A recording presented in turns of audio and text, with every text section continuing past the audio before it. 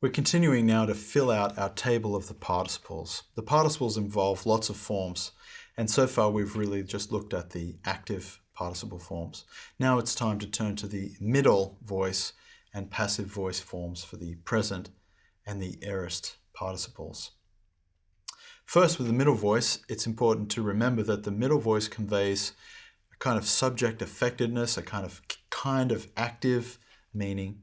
And in general, we're going to translate participles as ing words anyway, ing, at least for now, adopting the wooden translation required at a first year level. Let's look at the forms. So the present, middle, and passive, because the forms are the same for both voices, middle and passive, look like this. In the masculine, the nominative singular form is luomenos or liomenos. Now, we can divide this up into bits that will help us to remember these forms. Lu is the stem. Then we have men, which is a connecting vowel with mem, with mu, epsilon, nu. Then the os ending is straight from logos, logos, logu, logo, logon, etc. So the key part to remember to indicate that we're looking at middle passive present participles is this men in the middle, which runs all the way through the forms. In fact, that is the same for the feminine and the neuter forms. That men formation can be seen all the way through. Once you remember that, these are very easy forms to remember and quite predictable. Luomenos, luomenu, luomeno, luomenon, luomenoi, luomenon, luomenois, luomenus, or with the modern pronunciation, liomenos, liomenu, liomeno, liomenon, liomeni, liomenon, liomenis, liomenus. Now we won't go through all the other forms. They're quite predictable. You've got the air or the I set of endings from grapher or graphi for the feminine, and the on set of endings like ergon for the neuter. So these are our middle and passive present participles.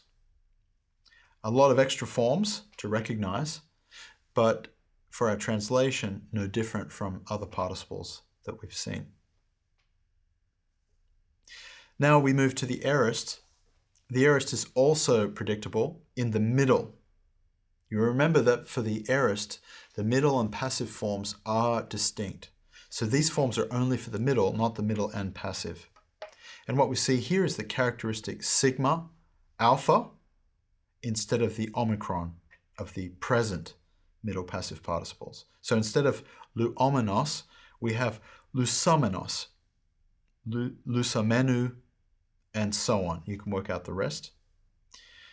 Feminine, lusomene, lusomenes, same thing. The endings are the same. The men is the same. The only difference is the sa, the sigma and alpha. And then in the neuter, again the same. The only difference between the aorist and the present is the sa, the sigma and the alpha. We also have the men. We also have the endings that can be reproduced from ergon. So the aorist middle, quite straightforward as well. Now we come to something a little more tricky. The second aorist middle is just as we have seen for the present participle, present middle passive participle. The only way you can tell this is aorist is the stem has been changed. So remember that ballo has the two lambdas, but the aorist form drops out one of those lambdas. That's how we know these are aorists. Otherwise, the endings are exactly the same as the present middle participle. So, knowing that difference in the stem is key. Otherwise, you will mistake a present participle for a second aorist participle.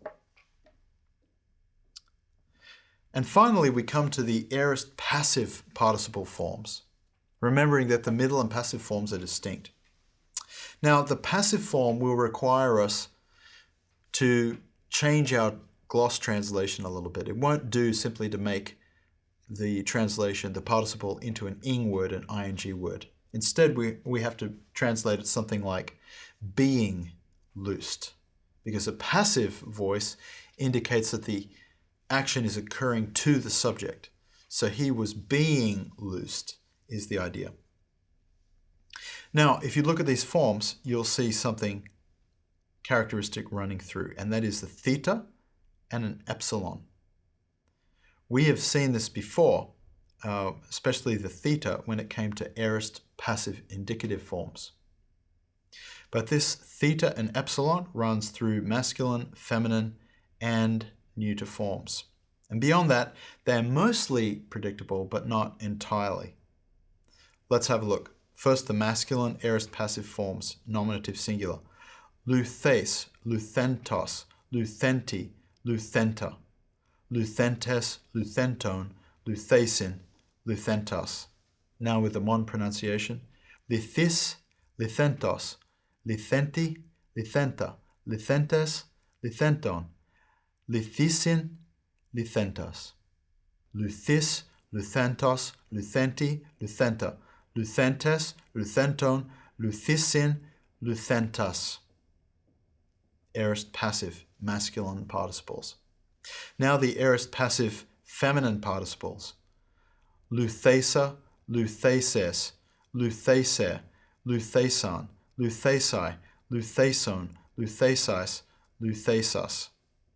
With the modern pronunciation now. Lithisa, lithisis, lithisi, lithisan, lithise, lithison, lithises, lithisas. And you'll notice that throughout these feminine forms, there is an additional iota after the theta epsilon. Now the neuter forms. Luthen, luthentos, luthenti, luthen, luthenta, luthenton, luthesin, luthenta. Now the modern pronunciation. Lithen, lithentos, lithenti, lithen, lithenta, lithenton, lithisin, lithenta. All right, so this table represents all the aorist passive participles. The thing that makes them easy to identify is the theta and the epsilon, and these endings that are otherwise the same when compared to the present active participles. So, a lot of new learning there for the forms.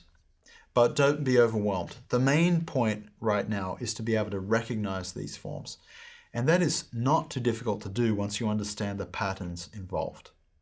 I think the hardest thing probably is to get your head around all the information that we're talking about. They're present, middle, participle, masculine, feminine, neuter, nominative, genitive, and so on, versus aorist, passive, participle. There's a lot of information encoded in all of this, and it's worth taking a few moments to make sure it's all clear in your head.